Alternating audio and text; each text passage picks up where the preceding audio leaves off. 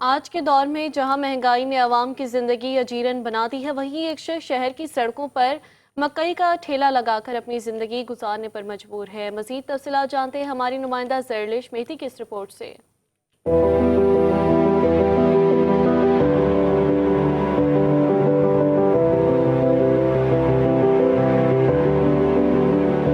चेहरे पर मुस्कुराहट, आंखों में दर्द। ये है कराची का शहरी एहसान अल्लाह, जो अपने बच्चों का पेट पालने के लिए सड़कों की खाक छान रहा है।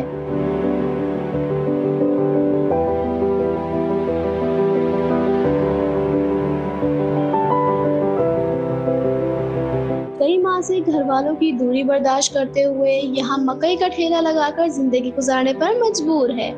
हमारा घर वाला गांव पे, हम इधर अकेले रहते। महंगाई में हमारा ऐसे दौर है, हम घर वालों के पास भी नहीं जा सकते, हम इधर है। महंगाई है, महंगाई में क्या गुजारा हो जाता। कमाई ना हो तो भूखा भी रह लेता है, और महंगाई ने कमर तो तोड़ ही डाली, लेकिन फिर भी इसने हिम्मत नहीं हारी।